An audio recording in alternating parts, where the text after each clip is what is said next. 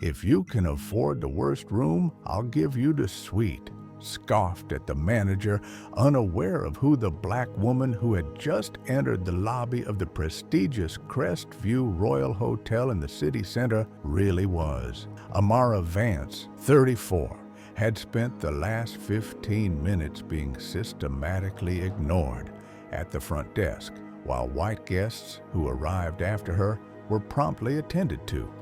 What should have been a simple check-in had turned into a public display of discrimination that would make any sensible person explode with rage. Before we continue, tell us where in the world you are watching from. Drop it in the comments below. And if you enjoy this story, don't forget to like the video and subscribe for more powerful content like this. But Amara did not explode. She remained there with a calmness that baffled manager Gregory Thorne, a 45-year-old man who had dedicated his career to maintaining the standard of the most exclusive hotel in the region. His eyes scanned Amara from head to toe with a disdain reserved for those he deemed unsuitable to frequent a five-star establishment.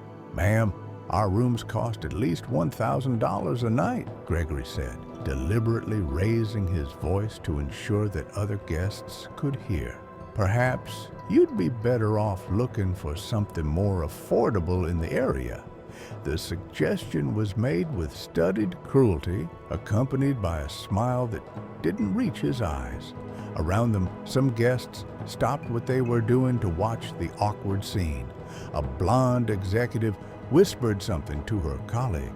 An elderly couple exchanged uncomfortable glances. Amara had witnessed the same energy 3 days earlier when she called to make the reservation. The attendant's voice had changed completely after discovering her distinctly African-American name.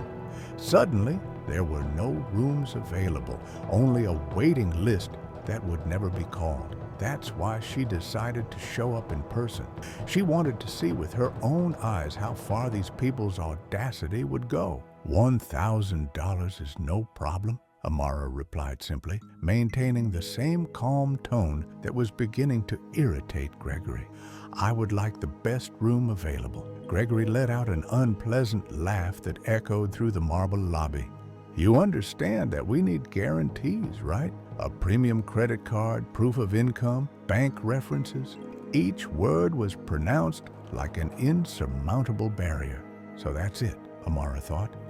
They're going to try to humiliate me until I give up. That's when Gregory, feeling secure in front of the audience of distinguished guests, decided to cross a dangerous line. "You know what? If you can pay cash for our worst room, $400, I'll personally give you our presidential suite for free."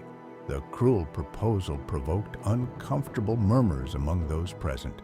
Some guests seemed embarrassed by the manager's explicit rudeness, but no one dared to intervene. Amara smiled for the first time since she had entered the hotel.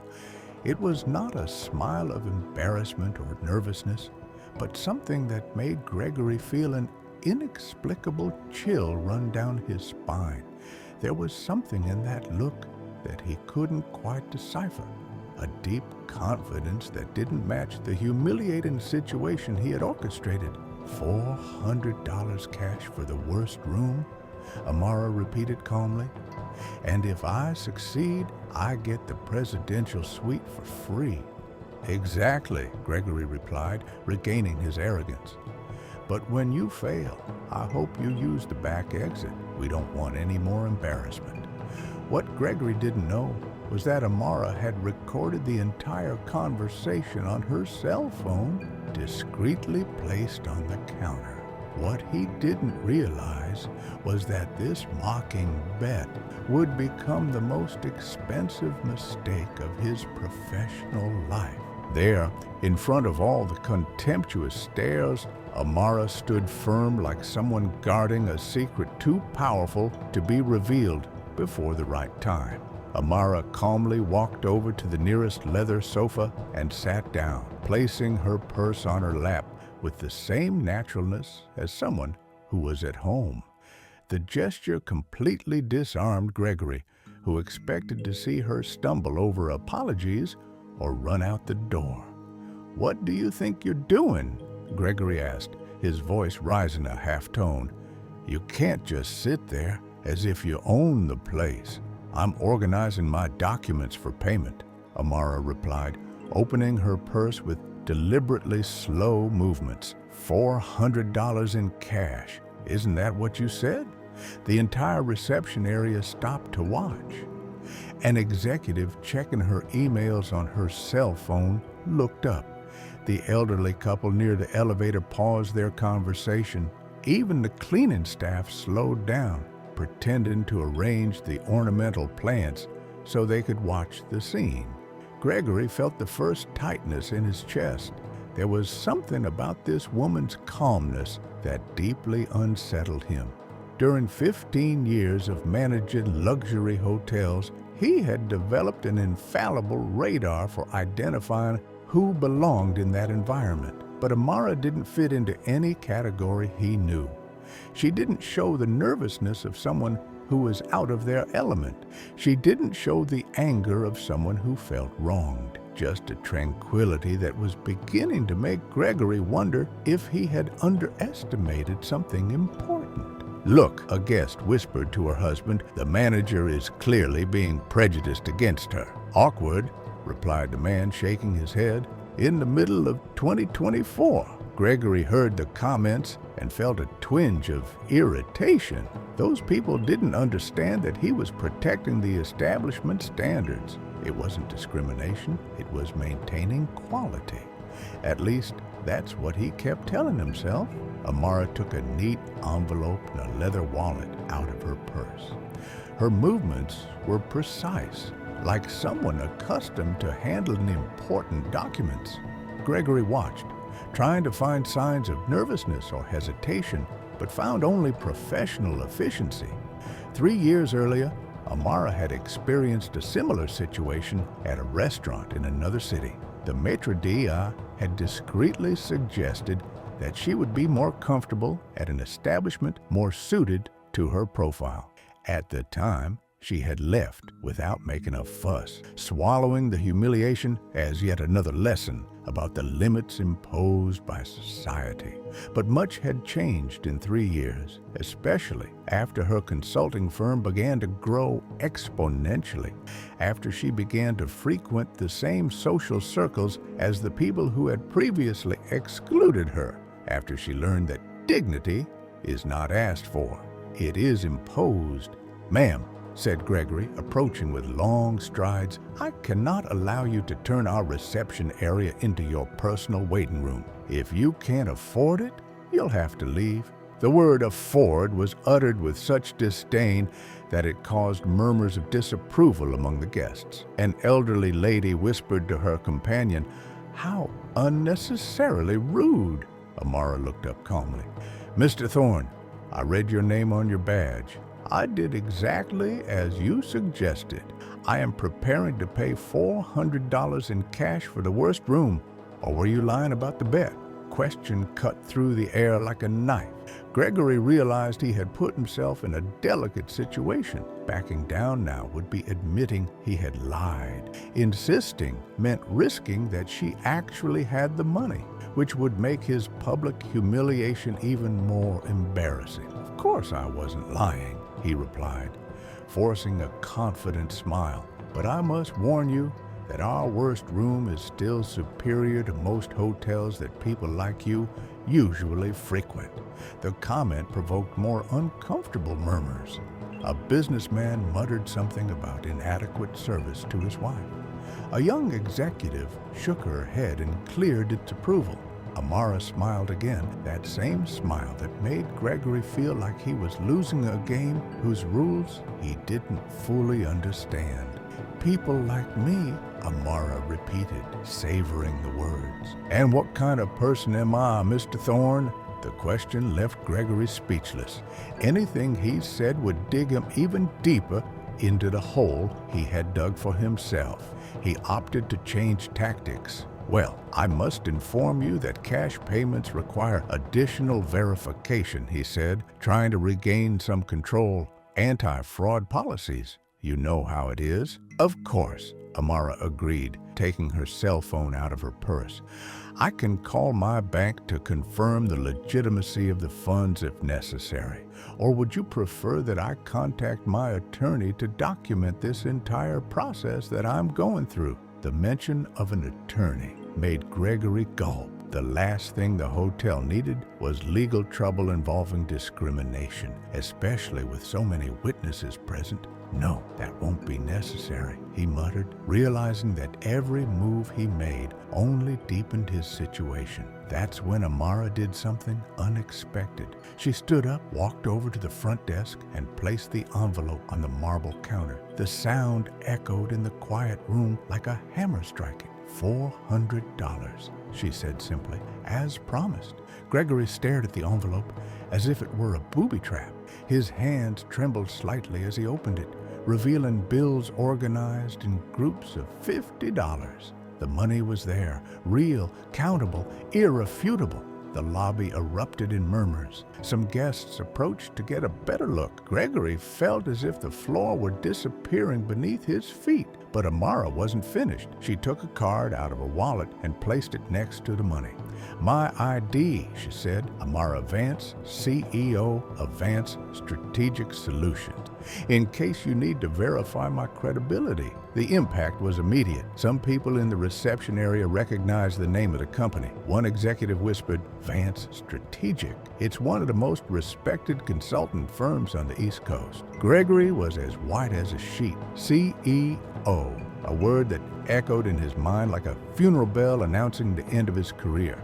He had spent 20 minutes publicly humiliating the CEO of a multi-million-dollar company. While Gregory struggled to process the information, Amara maintained her serene expression like someone who had just played the first card in a much more powerful deck. There, before all eyes that quickly shifted from pity to admiration, she waited patiently for the next move of a man who had not yet realized that the game had completely changed and that she had always been several moves ahead. Gregory was cornered, and everyone at the reception desk could sense his growing desperation.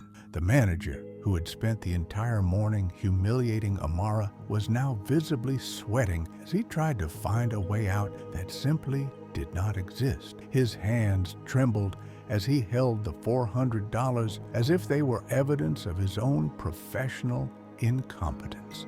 Mr. Thorne, a new voice, said calmly, we are still waiting for your explanation of these specific requirements for the presidential suite that were not mentioned in the original bet. The elevator had opened, and out stepped a black man in his 40s, impeccably dressed in a suit, carrying a leather briefcase. He scanned the room and immediately spotted Amara.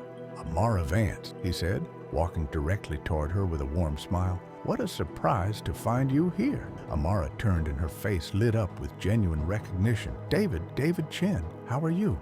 The two greeted each other with a hug, typical of old colleagues. Gregory watched the scene with growing discomfort, especially when he noticed that other guests recognized the newcomer. David Chen, a lady whispered to her husband. Isn't he that famous lawyer who was on TV last week? Chen and Associates, her husband confirmed, one of the most powerful firms in the city. Gregory felt as if the world was conspiring against him. First, a CEO, now a famous lawyer, treating Amara like an old friend. His mind desperately tried to find an explanation that wouldn't completely destroy his worldview. Amara, I'm here for the Civil Rights Conference at the Convention Center, David explained. I didn't know you'd be in town too. I came to take care of some business, Amara replied, casting a meaningful glance in Gregory's direction. Unfortunately, I'm experiencing some difficulties with the local hospitality. David followed her gaze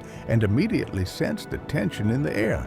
His years as a lawyer specializing in racial discrimination had trained him to identify this type of situation instantly. "What kind of difficulties?" he asked, his voice taking on the professional tone that made opponents tremble in court. Amara smiled, that same smile that had disconcerted Gregory from the beginning.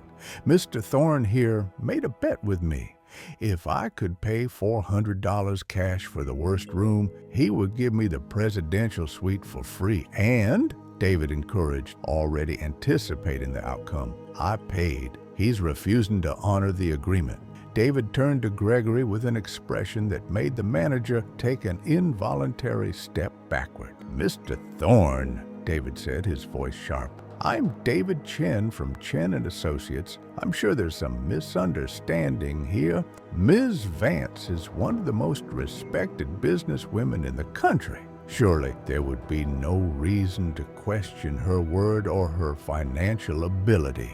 The mention of Chen & Associates prompted more murmurs of recognition among the guests. Gregory realized he had gotten himself into a situation far beyond his intellectual limitations. "It's not a question of financial capacity," Gregory tried to explain, sweating visibly. "It's just that the presidential suite has certain requirements." "What requirements?" David asked, taking a digital recorder out of his pocket and placing it on the counter. "Please be specific. For legal purposes." The presence of the recorder made Gregory swallow hard. Every word he said now could be used against him in court. His mind raced in circles, trying to find a way out that didn't exist. Amara watched the transformation in Gregory's behavior and felt a deep satisfaction.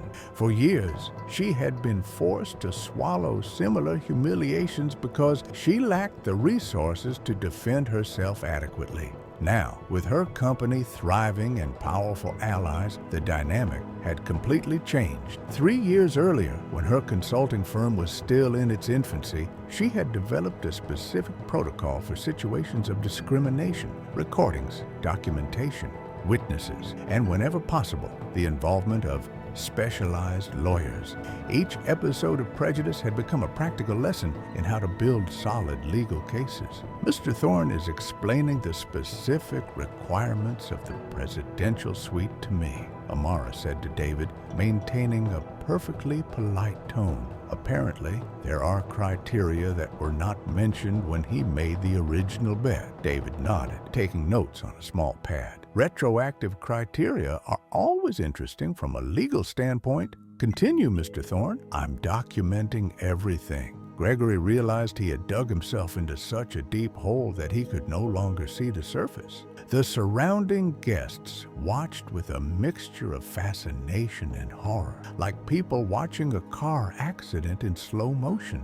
As Gregory struggled to find words that could save him, Amara waited patiently, like a predator who knows her prey is already cornered. There in the elegant marble lobby of the Crestview Royal, a lesson in real power versus perceived power was about to be taught in a way Gregory would never forget. The elevator doors opened again, and an elegant woman in her 50s stepped out, walking with the confidence of someone who held positions of power. She scanned the room with experienced eyes and immediately noticed the tension. "Amara Vance," the woman exclaimed, flashing a genuine smile. "What a wonderful surprise to find you here." Amara turned, and her face lit up. "Eleanor, how are you?" The two greeted each other warmly, but Gregory barely registered the encounter. His brain was busy trying to process that Eleanor Vance, regional director of the Croft Hospitality Group, knew Amara personally and clearly respected her. The Croft Hospitality Group was one of the largest hotel chains in the country, known for its extremely strict standards of service and its zero-tolerance policy on discrimination. Any hotel that wanted to maintain good relations with the group, including the Crestview Royal, knew it couldn't afford to tarnish its reputation. "Eleanor, I didn't know you frequented the Crestview Royal," Amara said. "How has the service been?" The innocent question fell on Gregory like a death sentence. Eleanor was there witnessing firsthand the embarrassing situation. he had created. Well, Amara said thoughtfully, Mr. Thorne here made an interesting bet with me. If I could pay $400 cash for the worst room, he would give me the presidential suite for free. Eleanor looked at Gregory with an expression he recognized immediately. It was the look executives gave when they were calculating severance costs and lawsuits. And what was the outcome of the bet? Eleanor asked, although she clearly already knew the answer from the $400 still visible on the counter. I paid, Amara said simply, but Mr. Thorne is explaining why he can't keep his word. Eleanor turned to Gregory with an expression that made the manager feel as if he were being judged by fate itself. Mr. Thorne, I sincerely hope there is a very good explanation for what I'm hearing. Gregory opened and closed his mouth several times like a fish out of water. There was no explanation that could save him. I'll arrange the suite immediately, he finally muttered, his voice barely audible. Now you want to honor the bet? Amara asked, tilting her head slightly. How interesting. What has changed in the last 5 minutes? The question was both kind and devastating. Everyone at the front desk knew exactly what had changed. Gregory was only keeping his word because he realized he had humiliated the wrong person in front of the wrong people at the wrong time. Mr. Thorne, Eleanor said, I'm going to need to speak with upper management about this incident, and I'm going to need a detailed report on how situations like this are normally handled at this establishment. The mention of a report to upper management was the final blow. Gregory knew his career at the Crestview Royal was over. Amara watched Gregory break down psychologically and felt a deep but not cruel satisfaction. It wasn't about personal revenge, it was about creating consequences that would prevent others from going through the same suffering. Mr. Thorne, Amara said calmly, I will accept the presidential suite as per our bet, but I will also make it clear that I did not do this on a personal whim.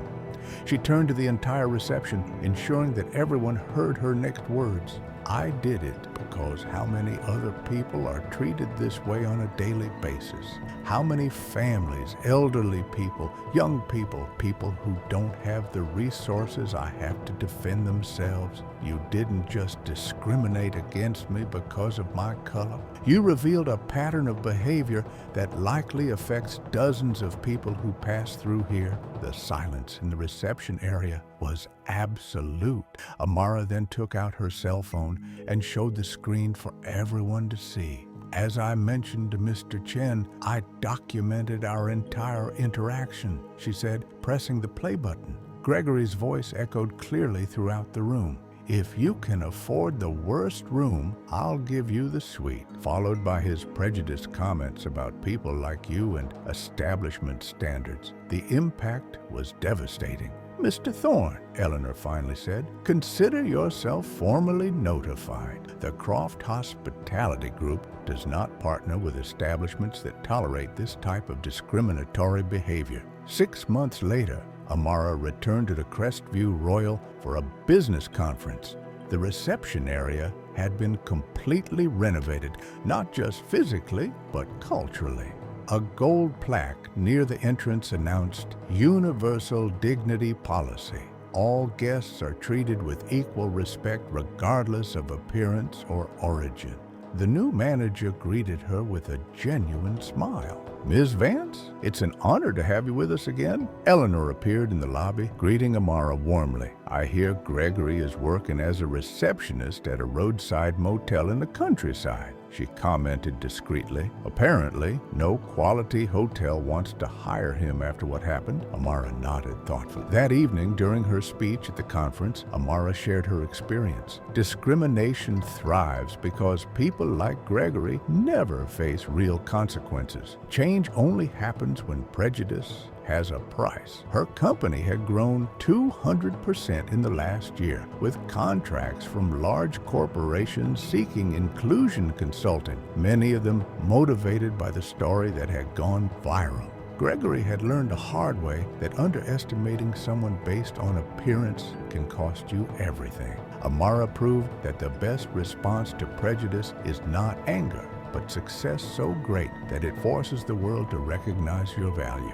Have you faced discrimination and turned pain into power? Share your story in the comments and sign up for more stories about how justice served with intelligence always finds its way.